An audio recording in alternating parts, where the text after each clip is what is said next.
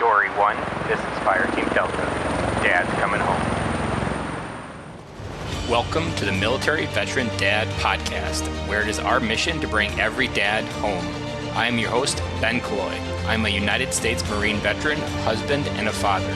We will bring authentic conversations to inspire action in your life so we can close the gap between the dad you are today and the dad you want to be tomorrow. This is the Military Veteran Dad Podcast. Welcome back to Military Veteran Dad, episode 63. My voice is a little bit shot. I just got back yesterday from Dad 2.0 Summit. I'll do an episode on Friday about what I learned, what the experience was like. My voice sounds a little bit weird. It's coming back from a place where my voice was being exercised a lot. Let's dive into it. Today's episode with Shaston. He is just a regular guy living as a husband and dad dream while chasing the dream of entrepreneurship so he can have more time for his wife and two kids. He was born and raised in Spring, Texas, a neighborhood of north of Houston, Texas. He joined the Army in 2010, senior year of high school, to try to get a head start in life and to go against the status quo of college. After 3 years of service on Fort Hood, after finding his dream wife, Shaston moved back to Houston, Texas to try to start that new dream, entrepreneurship. He started his first business in 2014, a landscaping company, but shut it down to go to college full time. It was at San Juanito College that he discovered his entrepreneurial niche, digital creation. This led to the launch of his blog, noahguyblog.com. After working for Olympus, his love for digital grew into a love for software. Ultimately, that love led to a transition into the software industry where he continues to use his customer service and relationship building skills. The ultimate dream is to write full-time and to start his own software product that serves restaurants and their veteran first responding community customers. Today's episode with him does not disappoint. And without further ado, let's get started, and I will talk to you again on Friday. Welcome to the show, Shaston. Hi, Ben. Thanks for having me. I'm super excited. Our friendship is just getting started here, and I'm trying to. We connected on LinkedIn, correct? Is where Yes. we first met. Yeah. Yes. I always like in the random places of the internet where two friends can come together that never knew each other, and then something grows, and that's the magic of living in 2020. That two random electrons can collide and something can grow from it. Yes, absolutely. Yep. That's not the first time I've built a friendship through LinkedIn too. I can tell you that later as well. I've had a friend, we met between two comments. And the funny part was it was about a Netflix series, Comedian in Cars Getting Coffee with Jerry Seinfeld.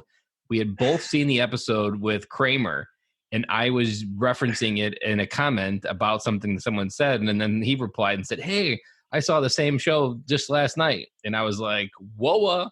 And we've been friends. It was like almost 2 years ago. And we've been friends on LinkedIn ever since. Never met him. He lives in Atlanta, but I consider him within my close circle. We check up on each other. And that's the best part of being in this age, because you're always one friend away from something amazing come in your life. And you just got to keep talking and it'll keep happening.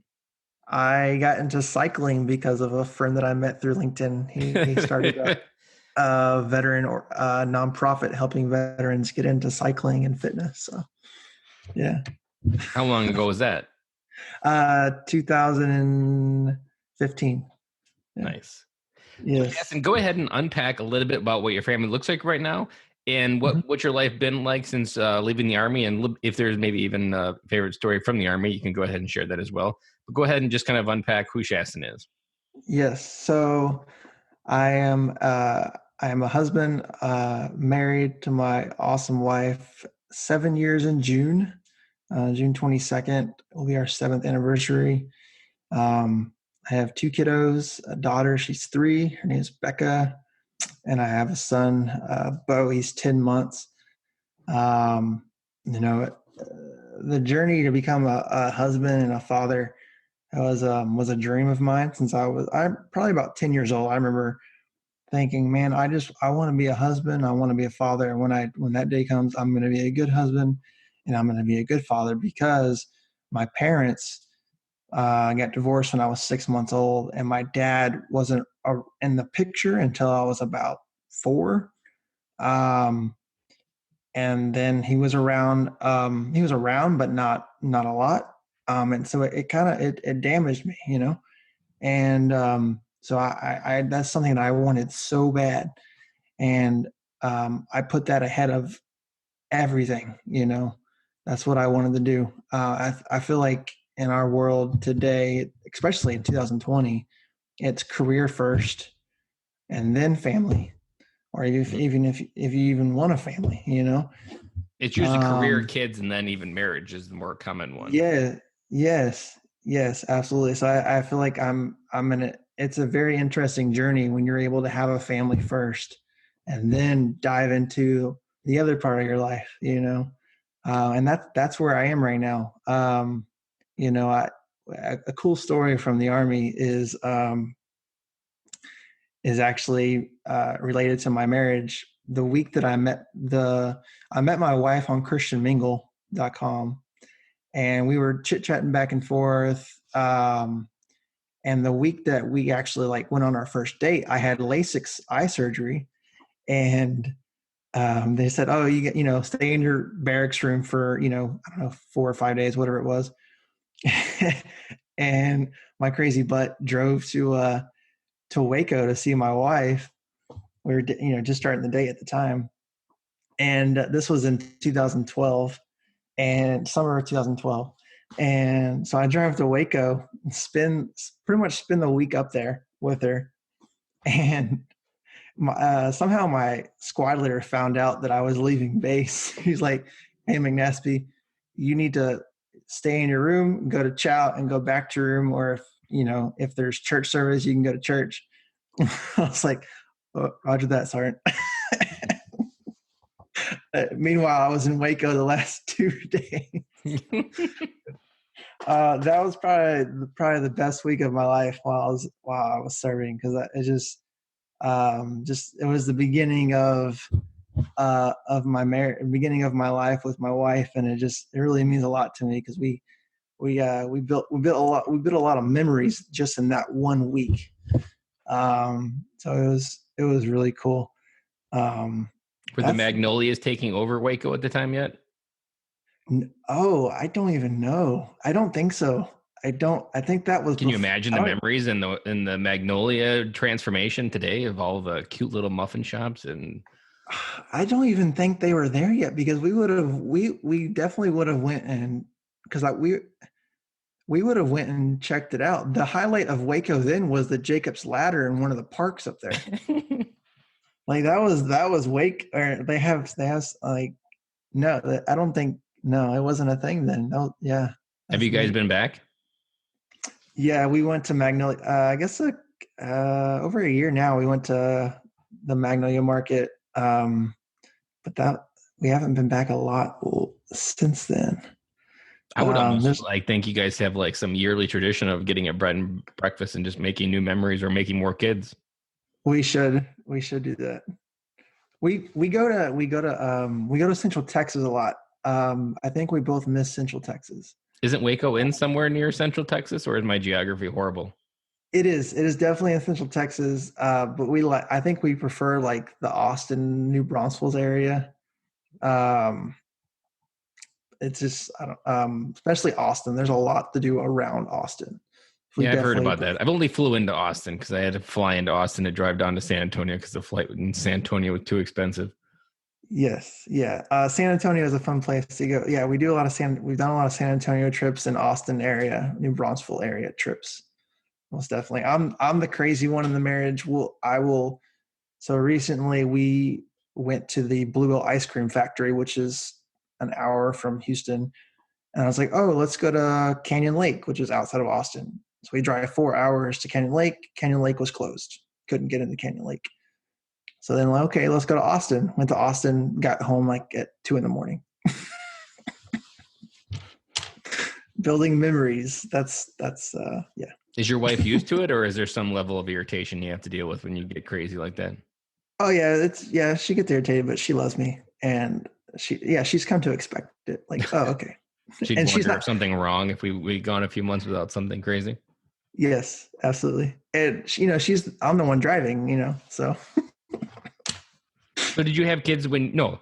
Because your oldest is 3 years old, so you didn't have kids when you were serving. no, we had. Becca was born in 2000, June of 2016. So I was still in college. I was going to college full time. Um, yeah, and then Bo was born this past March. We Did you get out? Did you get married when you were serving? Yes, we got married June of 2013, and then shortly after, I got out in November of 2013. Yeah. So not too much crossover. No, no. That was a fun summer though because we had my wife's a teacher, and so she had that entire summer off. Um, so that was neat. So you keep using the word fun. Is that just because you kept doing different adventures that summer? What did we do? I think it's just because we just had the time together. We definitely there's the lake right outside of right on Fort Hood is called Belton Lake. And then so we went there, and then also we went to Austin and just talked about Austin. We took trips to Austin and New Braunfels and stuff like that. But just the convenience of you know living in the barracks, and then all of a sudden you have your own privacy. Mm-hmm. And then she was off, not working that summer, so we had a lot of time together, and just it was neat having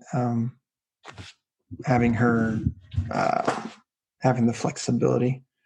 So If so, let's maybe dive into a question here. When you mhm, were not when you before you had kids and mhm. you were working, school, and different things, in what ways or what was your routine like when you came home so that you could kind of separate it, but also like be there for your wife? Because teaching isn't easy because my wife's a teacher as well, so I know that that's a special place, even just for husbands to be able to work through everything that their spouses bring home. What was like coming home like for you before you had kids into your marriage? uh, Man, before kids, it was, I think it, I don't know, busy. Busy? Yeah, I think our marriage is better now, um, just because of the time. But I think kids make you better.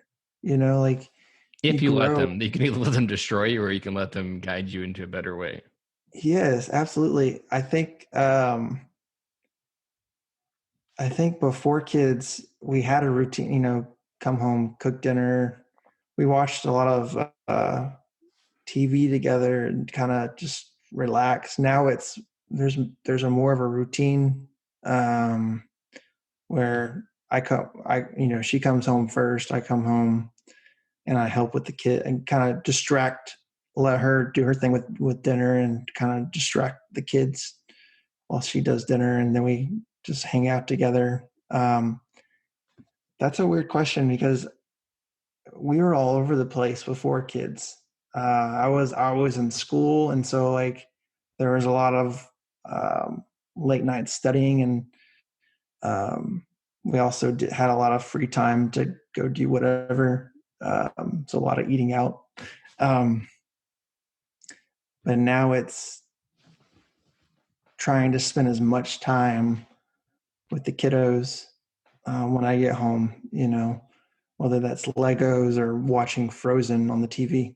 We set up a game room, and my poor son, he's 10 months. He couldn't put up a fight. We basically made his room a game room, put the PlayStation and the TV in his room to have like a little entertainment room for the family. Mm-hmm. um, so now I would say now it's more family centric because we don't have a TV sitting in our living room.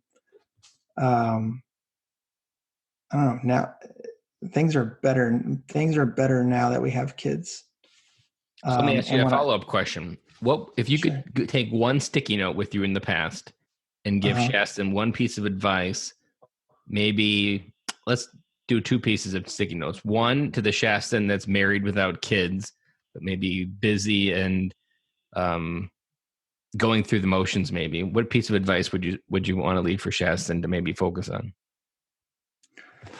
Um, don't be in such a hurry. Slow down. And focus on, I don't know, this is sappy, focus on your wife's love language and try to focus on your wife's love language and try to focus on that every day because it makes a huge difference.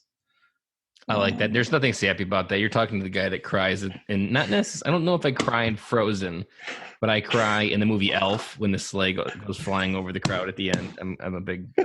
It's too emotional to hold in that joy, so that one Nice. balls me apart all the time. So there's no sappiness on the Military Veteran Dad podcast, at least with me being the host, because I cry over happy endings all the time. Nice. I like that piece of advice because there's an episode we had earlier in the last year, and his piece of advice was always kiss your wife first when you get home to remind her that she's more important, and even to show it to your kids that, like, I love you, but I love my wife more. Yes. It's even more important when you do have kids because you can get distracted. You can focus more on the kids than you do your own wife. Mm-hmm. So you have to find that balance, Yeah. Let's do a second sticky note. What would you send back to Shaston on the first day of being a dad? Oh man. Time. Time is love.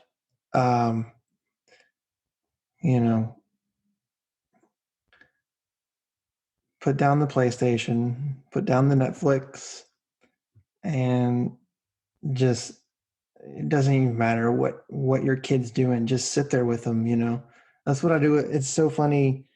I'll tell my wife now, I'm like, I feel like I'm a better dad to my son as a baby than I was to my daughter as a baby because, you get better with experience. Mm-hmm. And so now with my son as a baby, I'll just sit there and watch him play. I don't feel like I was the same quality dad as with my first kiddo.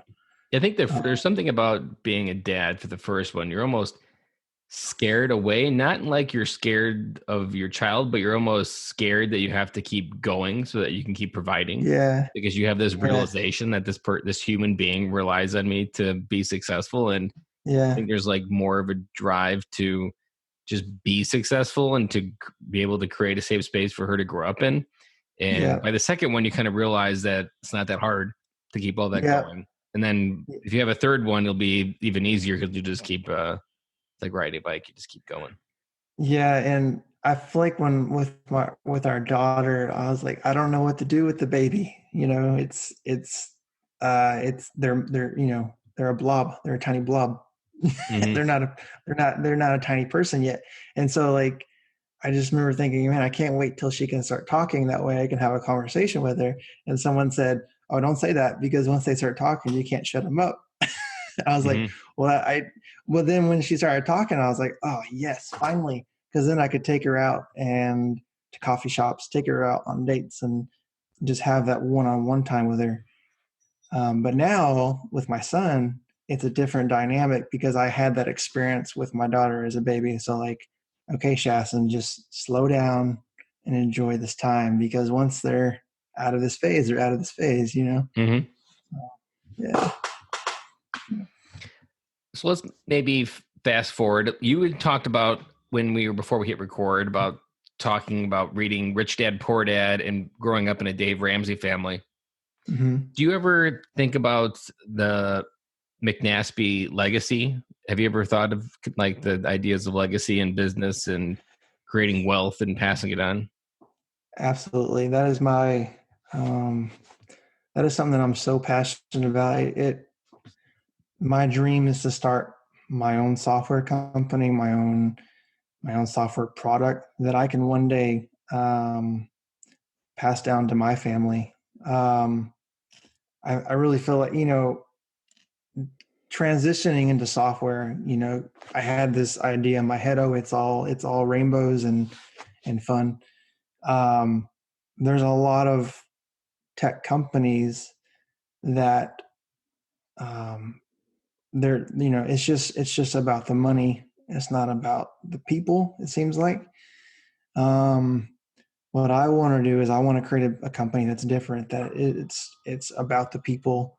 Obviously, you want to start a business, you want to be profitable, but I want to create a company that is focused on the people and creating a place where people love to be there. And I want to create something that my family wants to carry on.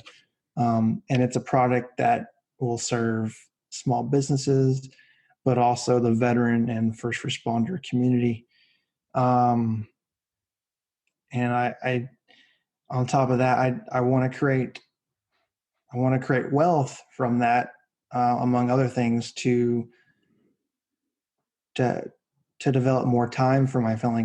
I feel like that's the most important thing on this planet, is having that time to, what, let's go do this.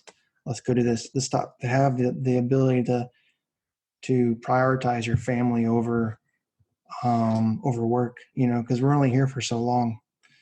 And so the more memories that I can have with them, the better.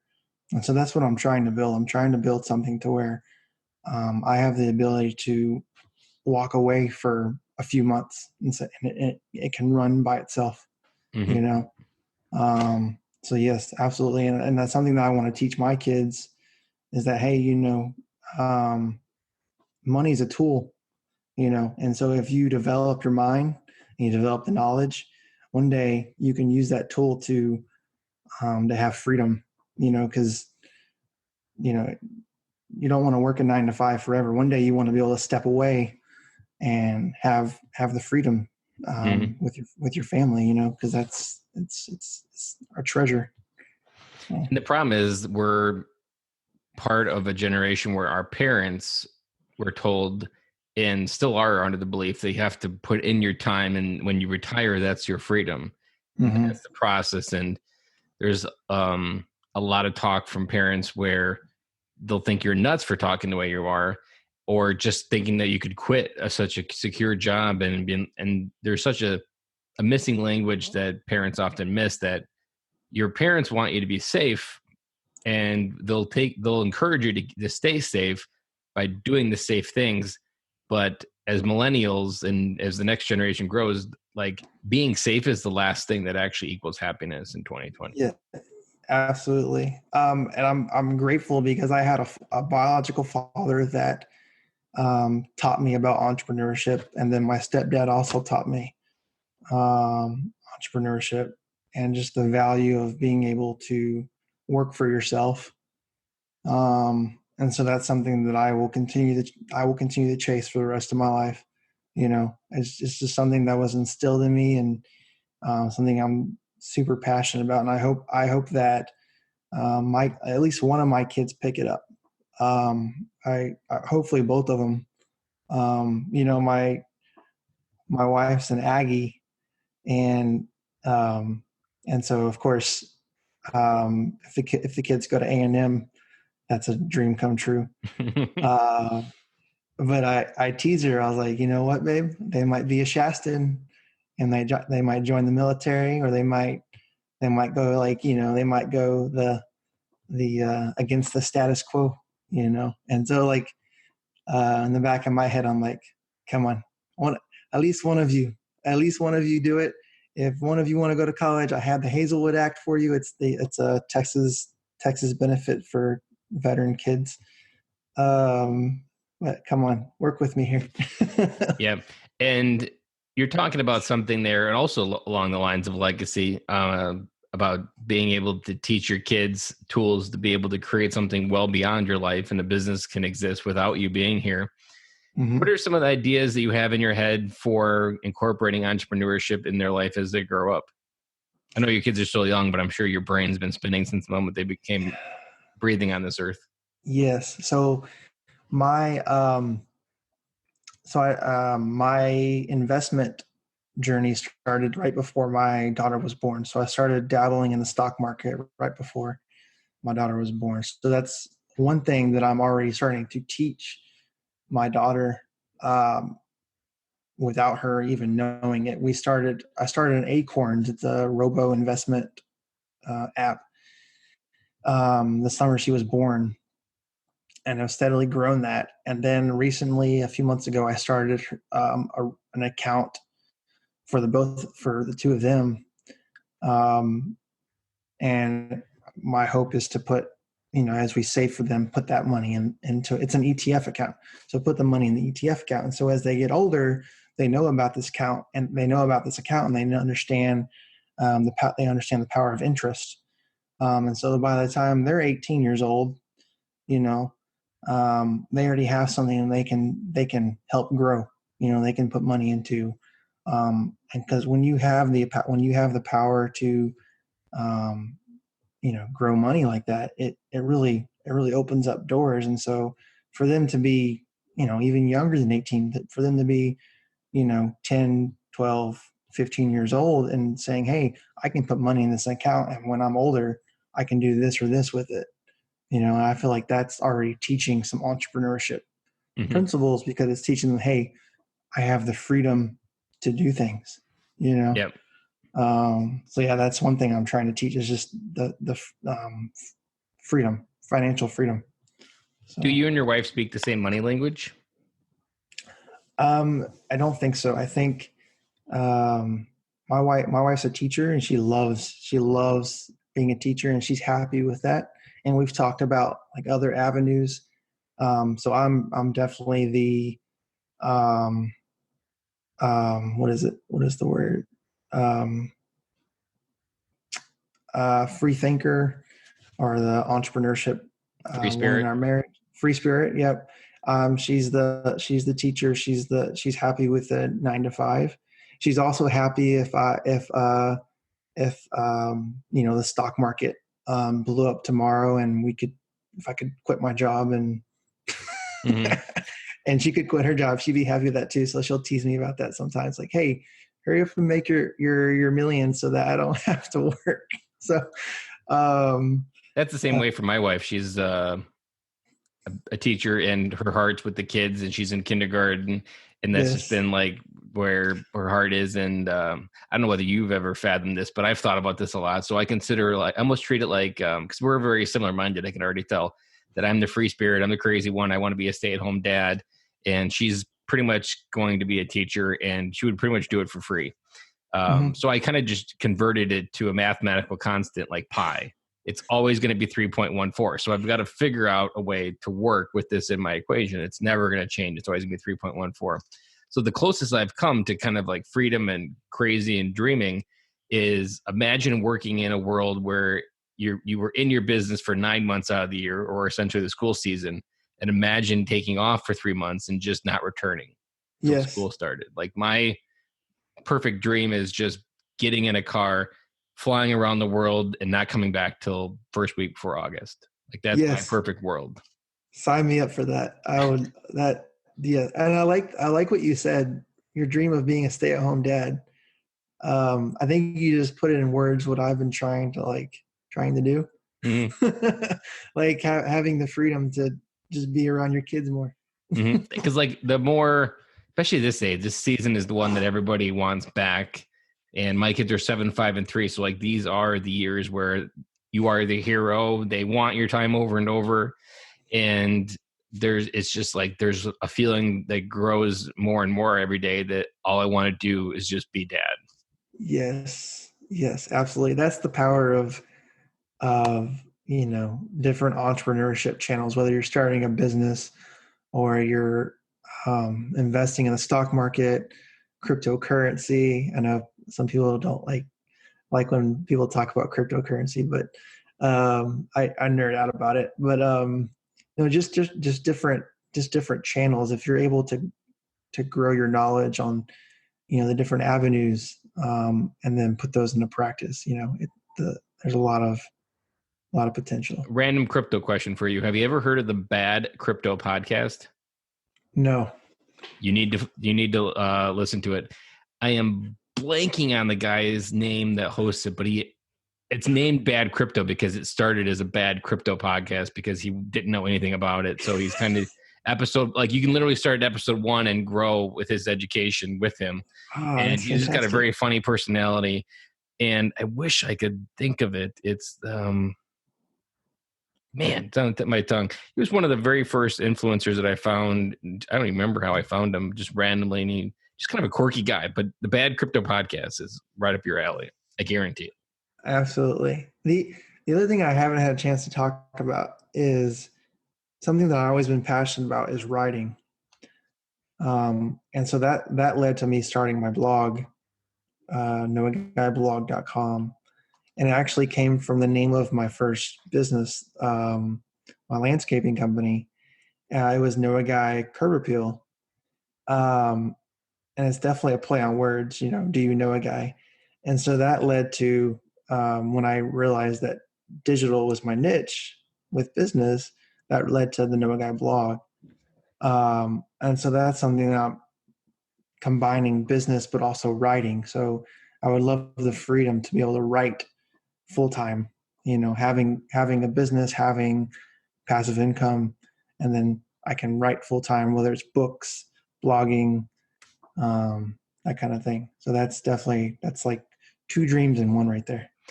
I enjoy the writing too, and I often wish I had more time for it. One thing I like about podcasting is you can get a message out and not have to commit to the podcasting part.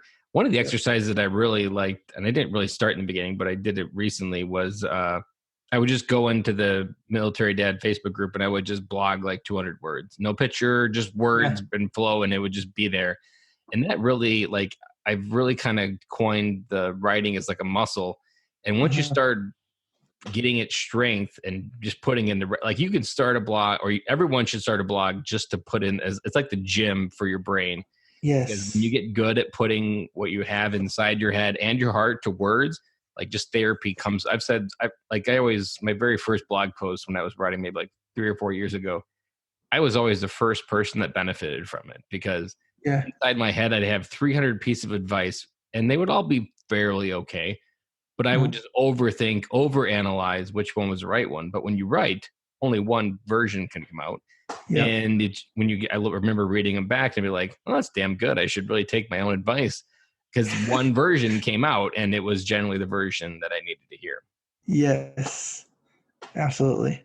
Yeah. That's fantastic. Have you found a similar experience where it's just like being able to exercise that muscle? Yes, it's my creative outlet. Absolutely. Like I try to write at least a blog post once a month. Really, I should be doing it once a week. But even if I'm doing it consistently, whether it's once a month, once a week, I just feel so much better afterwards. Even if it's just getting a draft, like just starting a draft. So I use squarespace.com. And so if I just start a title and save it, like, oh, I made progress.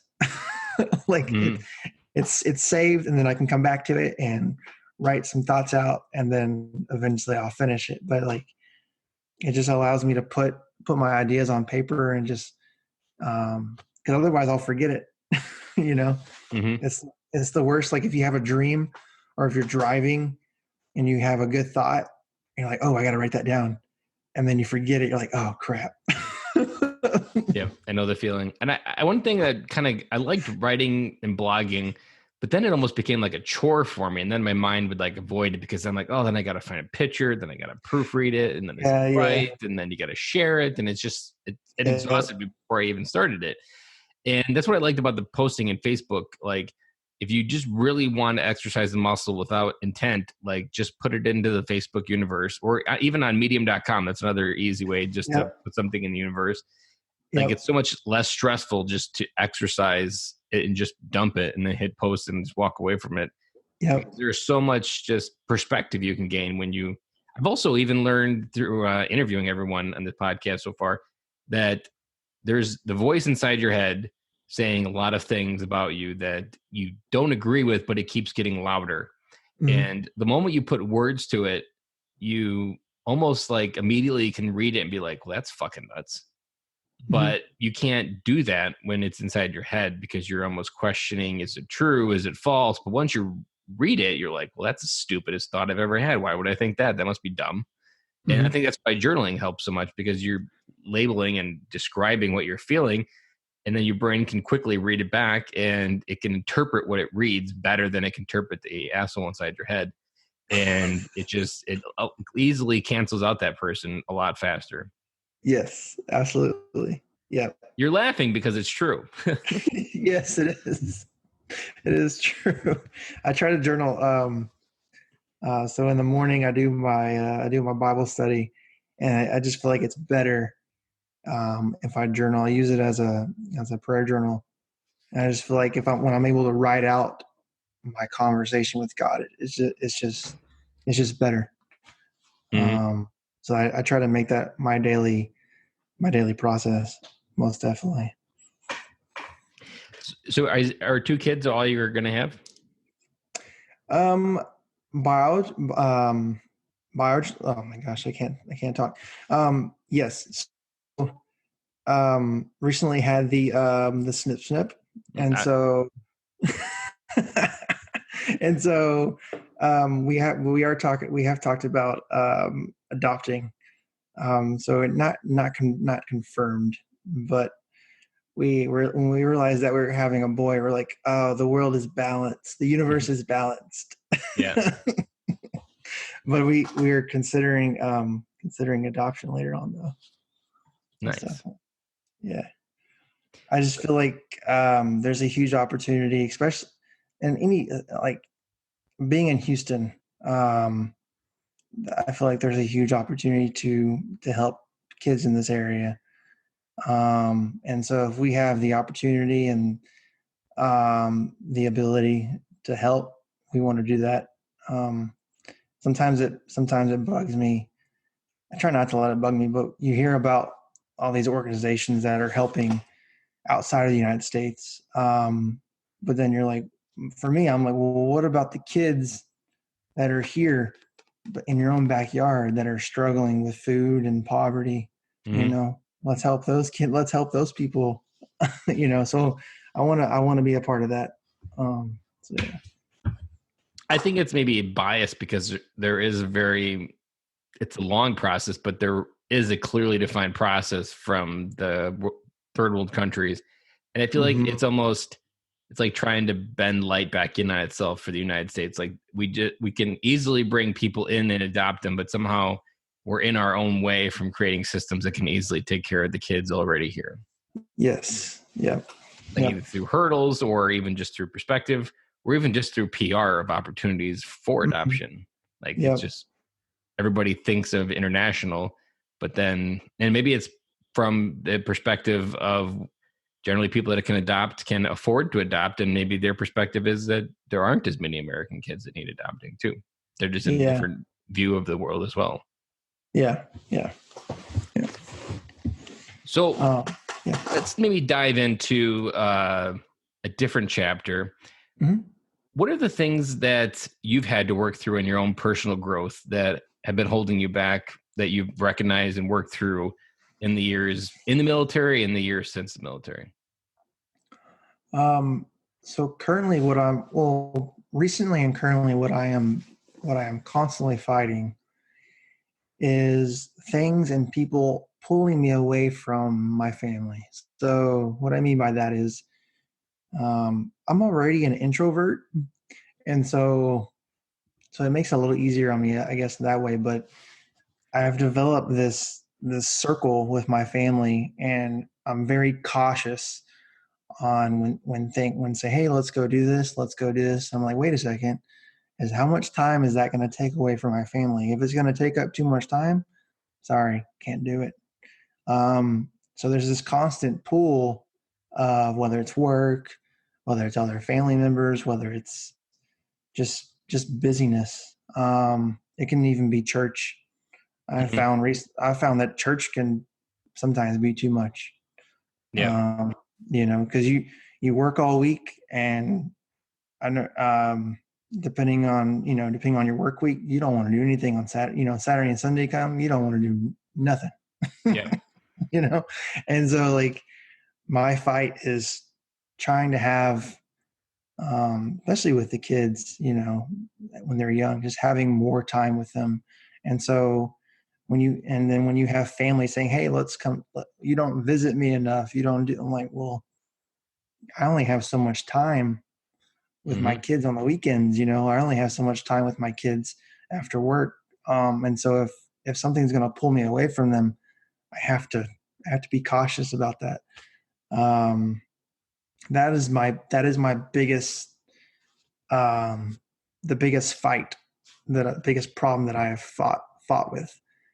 You find Um, it the insecurity related to your dad leaving and being divorced? Like that there's a world where you struggle with your dad leaving and that you have this connection with you leaving as well, and they're like subconsciously linking up? yeah, I think, so one thing about my dad is he taught me quality time. When I was with my dad, it was quality time and it was fun. So I try to have quality time and I try to make it as fun as possible. As an example, my wife had she volunteers in the kids ministry. So she had a training after church. I said, you know what? I'm going to take Becca and we're going to go to the coffee shop because I'm not a volunteer for the kids ministry. So I was like, we're going to go. And I was like, so we went to the nearby coffee shop, and she was so distraught because she left her bracelet in church. She had a bracelet that she got from church and she left it. So I distracted her with, hey, let's go see kitty cats. And so we went to the coffee shop first, and then we went to the nearby animal shelter and saw kitty cats. And so that's just one example of when I'm with my kids, I want to make it Mm-hmm. I want to make it, I want to make memories, and I want to make it fun. And that's something my dad taught me. And I do think because my dad wasn't there a lot, especially when I was a teenager, um, is that I do probably like overemphasize the time that I need with my kids, which isn't a bad thing. But because my dad was not there as much as I Yeah. needed him to be, like I Yeah, overdo it. you have a little bit of an insecurity there that you compensate Yeah, with time, which is in this case a good thing. But if it's yeah, also causing you anxiety in your own life because you're never going to measure up to the dad that got divorced and left your life for a little bit, hmm, and that's a limit in your life that you're never going to be able to cross, but your brain still sets it and it still tries to balance it and try to manage it because that feeling is still deep inside that it happened still. yep, absolutely. Yeah, that's. I think that is that. You know, it's always been my dream to be a dad, and I think um, I'm living that. And when I really really enjoying this time because I'm taking it seriously, and it's something that I just look back as a kid, you know, dreaming about being here. Um, you know, and I have the opportunity to spend the time with them, making memories, doing things, and I want my kids to grow up, and I want my kids to grow up and say, man, my dad was there. I want them to realize when they're older, dad wasn't perfect, but he was there every day. You know, he was present. You Yep. know, that I think that's the most important thing to me right now is being present. You know, it may not every day may not always be fun, but I'm there. You know, Mm-hmm. that's something my dad that wasn't the case with my dad. You know, so yeah, most definitely. Do you ever find, and maybe you never had this thought, but as you were talking, I almost was thinking, like, do you ever have the feel like someone's going to come by and take it away from you? Um, no, I don't. No, I don't think so. I don't think there's a fear of that. I think um, my constant, the thought constantly on my brain is I need to keep moving towards my dream. Mm-hmm. I I just thought of something the other day. I'm a regular guy living my dream as a husband and a dad, chasing another dream, and that dream is freedom, entrepreneurship. And Mm-hmm. so I'm constantly thinking about that dream so that I can have more time with my family, more time with my kids. And I think sometimes that causes some anxiety on my part because I'm like, it's not happening yet. I'm not there yet. I want to get there so bad, but it's a process. And I Try just running a keep dad reminding, process and balancing guilt. Do I work on the dad podcast to help other dads, or do I go be dad? Like, That's the Right. real life conundrum of that I face on a weekly Right. basis of, do I Right. work on the business to fulfill my dream that helps being a dad? And you try not to be someone that doesn't live what he's talking about. And at the same Right. time, you want to try to be a good dad. There's one other thing that I was thinking that because me and you, I'm sure you're going to say the same thing. I've never had a lack of ideas. I've always just had the lack of clarity and Yes. precision to start running with them. And Hmm. when I had this podcast, that's what I loved about it most is I literally could start running on it. I felt crystal clear on it in my heart and my head. But at the same time, there's still a lot of things that I want to do. Like I love flying on airplanes. Like if I had unlimited money, I would just fly. Like I would literally I could go from one side of the earth to the other on a monthly basis, and I would be in a happy place. Right. But at the same time, if I was doing that, I would definitely wouldn't be with my kids. Now I could take them with me, but like even traveling for work, I like traveling for work because I like experiencing new places. But that takes me away from my kids. So I had this Right. advice gifted me maybe like a year ago that frame your life in seasons like the seasons of the weather, that seasons change, but each season requires a different way of thinking and a different planning. Like you have to be different. You don't have much different seasons. You guys just have cold, a little bit cold and hot, or maybe a little bit warm and uh, get super hot. But up here, you literally have to change how you live for the winter and in the summer. And as those seasons change, your life changes. So I've really framed like there's certain ideas that are good ideas. They're just ideas for not yet. Because at Yes. this season, I want to be dad, and there will be a time where I'm not cool and they don't want to hang out with me, and I can do a lot of other things, but that's a different season in my life. So that's Hmm. given me a lot of permission to separate what I should be doing or what I shouldn't be doing or what I really want to do. Hmm. Um, like even airplane pilots, one that I kind of got away from me that I love planes. I've often thought I wish I would have pursued being a pilot. And I tell people that, and they're like, oh, why aren't you trying to do it now? And I'm like, because it takes a lot of money and it takes a lot of time. And right now I want to be dad. So it's kind of everything I want to do kind of conflicts with that. But at Hmm. the end of the day, the other lens that I always reflect when I look back at 50 or 55, what are the things I'm going to really wish I did? I may regret not becoming a pilot, but I will regret more not being there with my kids.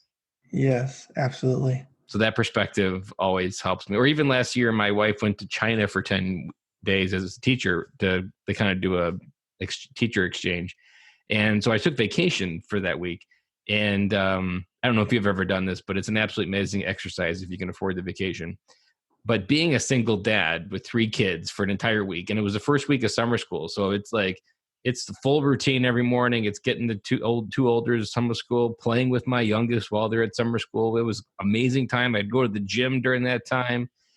And that was 10 days of pure bliss. Now it was hell until Wednesday. So she left on Friday, and it wasn't until Wednesday like I was like, oh, I felt like I finally got the training wheels off. Um, and I was blogging about it every night on my Facebook post, and everybody was finding enjoyment of my dad blog, day 1, day 2, and how I was progressing. I really wasn't holding back all the punches. But on that, when it was over, I had like a hangover for 2 months because that was the 10 days of how I want to live my life. And Yes. I know when I'm 50, looking back in that week, I will remember that was like the first week where my life started to change because I got a taste of what was in my future. Absolutely. And something that I thought of as you were mentioning finding the balance between doing your podcast and being a dad. Something you're teaching your kids is doing something that you love to do. You know, they see that like, whoa, dad really loves this and he's doing it, and that's something that was taught to me as well from my stepdad and my dad is don't be afraid to go after your dreams. If you love something, go after it and do it because it just it makes life so much better when you're able to When do. you can get in that flow where you're no longer fighting the resistance Yeah. of it's almost like a duality. Like you need an 8 to 5 to exist when you're in these early stages. And I Hmm. fight this every day. But at the same time, it has a path because it creates pressure for you to create your freedom. But at the Hmm. same time, there is a choice. But man, when you get in the flow of you're not like waking up and doing things that you have to do to get by, and Mhm. you're doing things that you want to do to get by, and that create more and more of what you want versus taking away from what you want. Like, I'm completely done trading my time with my kids and my life for 8 to 5 money. Like, if there was a way that I could snap my fingers and figure it out and do it overnight and replace my income, I would be, there's not a single part of me that's going to miss an 8 to 5. And that Absolutely. trading that time is something that the more you start drinking this Kool-Aid, the more that you get more and more excited. But at the same time, you got a whole nother bucket of emotions of maybe it's not moving as fast as you would like. That's so good, man. That's the other aspect of entrepreneurship that I'm trying to teach my kids is if you find something that you love, chase it, you know, be a geek, whatever that is, be a geek about it. You know, my daughter loves airplanes. So at least once a month I'll take her to the flight museum near our house and she just I'll buy her a toy airplane, you know, and just let her be a geek about it because that's something that she loves, you know. So Mm-hmm. I'm all about that. Absolutely. You And know. I think there's like, I'm sure you've had this too, being in the Army. So I stationed in Okinawa for 3 years, and there's Okay. not a lot to do on the island. Eventually, you get to a point where you're just taking all the new people the same places you've already been when you were the new person. But God, I had so much free time just playing Xbox, watching reruns of movies, and just watching them over and over and over again. Or even just like, I was a generator mechanic, so we would literally have generator watch, and we would work our ass off for 2 to 3 weeks to set up a base, and then we would literally sit for 24 hours for a week or two, going around every hour checking diesel. God, there was so much free time that I wasn't capitalizing on when I didn't have any pressure on my life to succeed. Like, you Yeah. literally just show up and you get paid, you get fed. All of those things were taken care of, and I blew the biggest chance I had to create freedom and time. And Yeah. that is the one of the bigger regrets I have. So even just teaching your kids to be able to capitalize while they're living in your basement. Um, like, even just like when I got out, I was all about being an adult. And so I was all about, oh, when I got home, I got a job really quickly. That part was easy. And then I was like, okay, I need to get an apartment because I can't live at home. I've already been an adult now. And instead of like, oh, I should live at home, save some money back up again, get a good solid footing. No, it was all just about being in a hurry, being in a rush, and not smelling the roses. Like, those are things that I'm definitely focusing on. Or even you might like this lesson. So my headquarters is for my work is in the Czech Republic, and Hmm. they taught me a lesson very quickly that they spend all of their 20s essentially exploring who they are, traveling, finding the person they love, learning to love that person for almost a decade in some cases. And only in their 30s do they start having kids. Like, they learn how to love life and live life in their 20s.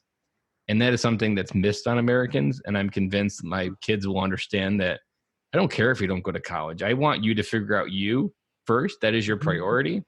But even Hmm. before you get to 18, there, as a military dad, we have a life that less than 1% of the United States population has, of depth and worldviews and experiences and travel. Like, I want my kids to be outside of their life for a good portion of their life. And I've kind of had this colloquialism that kids can't figure out what they want to do in life just by going to school. Like, you really need to get them outside of their life. And it's only when you get outside and look upon it that you can really see the other possibilities that you couldn't see while you're standing inside it.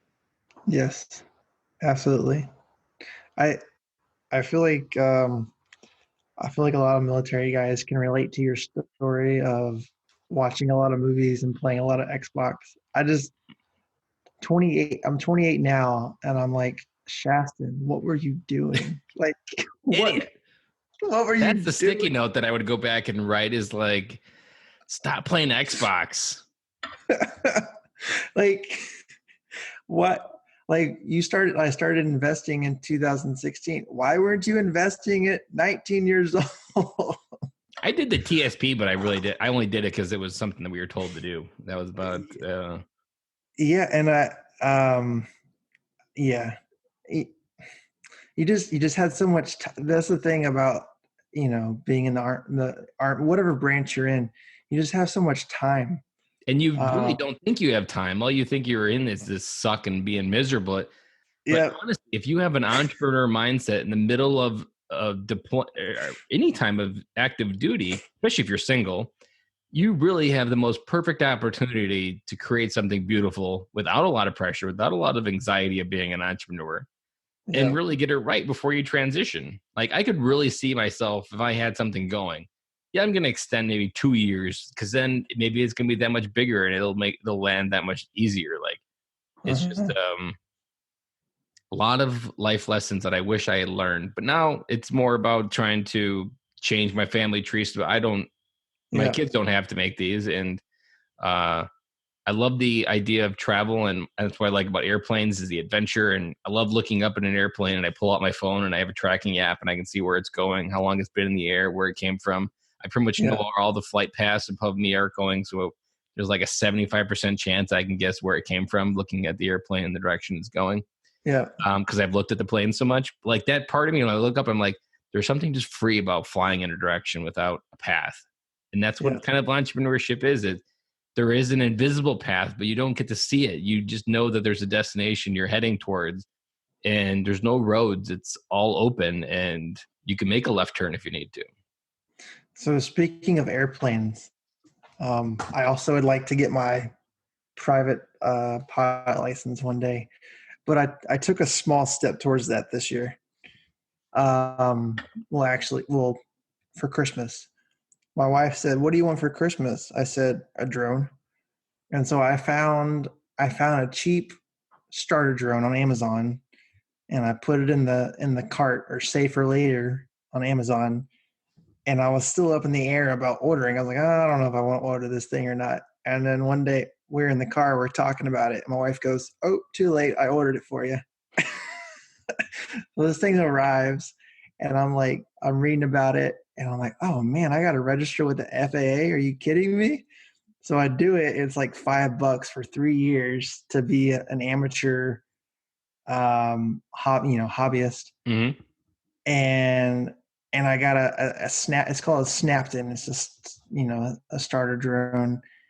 Um, Man, that thing is fun, but it starts to teach you like just the basics Even of just a the drone. care, like you really like. Yeah. So I had a drone path as well, and I have a drone. I have like a DJ 3, so a little older, an Okay. older one. It's a bigger, fat white one. So one of the very first like professional ones. And I Yeah. even squirreled. I got a course. I was getting ready to. It was like maybe a year before this podcast idea. Like I was going to be a drone pilot. Like that was going to be my way to freedom. But then I Nice. started thinking about it. I talked myself out of it. I like doing it. And my idea was to do like aerial photography of farms instead of like airplanes flying by. You could just do one on demand of taking them to farms.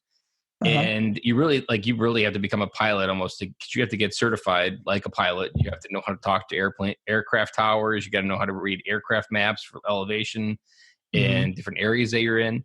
So I mean, it's intense stuff that you have to know. And that I honestly I don't think it's dead. I just kind of talked myself out of that season, and it's still something I play with in the summer. And I grew up on a family farm, so I still go there and take pictures of the farm and different things. But I would say if I was able to be an entrepreneur and I had the freedom, it would definitely be something that I started doing more. It was Yeah. almost just like the pressure to try to get it going.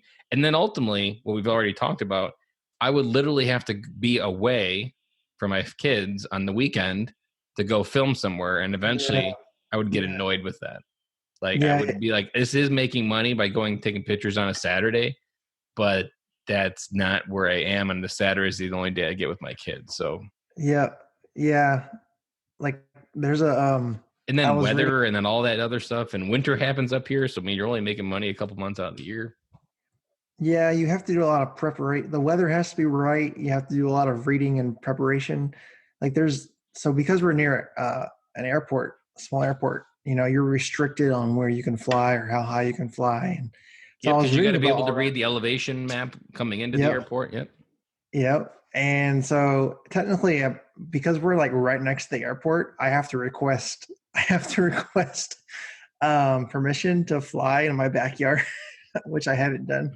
Um, but then if I go to the local park, like literally like 5 minutes from us, I can fly 100 feet in the air. Or if I go to the park a little ways down, which is in a nicer park, The limit is 400 feet. Yeah. But then even if we go to the park, like, the kiddos want to play on the playground. Well, I'm over here. What's dad doing? Oh, he's over on that soccer field flying his drone. Yeah. Like, Not dad, paying come play attention with. to us. Yeah. And then you really can't, like, it's one of those, you really got to be alone because the kids are going to drive you nuts. So they're going to want to play. It's really great for, like, if your kids were out of your house and you were just trying to be a kid again. And maybe I was 45. Drones are Yeah. perfect because you're by yourself. Yeah. You can just like completely dive in and squirrel it. And Yeah. so I'm positive now that we got talking about airplanes that we could go on for another hour. But so to wrap up the episode, I always ask every dad before we wrap up, what is one parting piece of advice that you want other military dads to hear that would help them come home today? Your time. Do make as many memories as possible. So I mean, not every weekend, not necessarily do things because you need to rest, but create memories. I feel like that's the most important thing. And teach your kids to dream. That was taught to me. So that's what I want to teach my kids is dream. If you have a dream, pursue it. And the other thing is the time with your kids. Be present. Don't worry about being a perfect dad. Be present.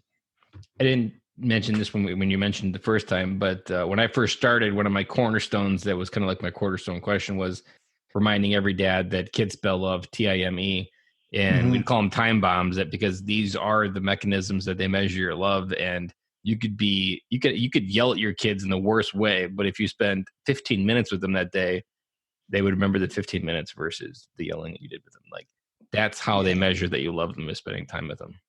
Absolutely. My daughter's gotten used to me apologizing if I yell, and she goes, "Daddy, are you sorry?" I was like, "Yes, baby, I'm sorry." But I really, she's gotten to a place where she knows that dad's not perfect. Yep. I'm human. I'm dad, but I'm still human. Yep. So, Well, I love that parting piece of advice because it's at the cornerstone of being a military dad. And one of the easiest steps any military dad can take to come home is just enter their kids' imagination and do something with them for 10 minutes. Yes, absolutely. Well, Shaston, I really enjoyed this podcast, and I am positive, based on our conversation, we are going to become best friends because we're pretty much just living in different states, but we're brothers already. So I really appreciate you coming on the podcast tonight and sharing your story with us. Thank you. I pictured the Step Brothers scene. I've seen that meme a couple times recently too. Thank you, Ben. I really appreciate it. That's a wrap. And thank you for listening to today's show, and I really hope you enjoyed it. The lifeblood of any new podcast are the reviews. If you haven't reviewed the podcast yet on iTunes, I would really appreciate it, and you will help us get the message out to even more military veteran dads. As John Maxwell says, if there is hope in the future, there is power in the present. Dads, it's time to come home.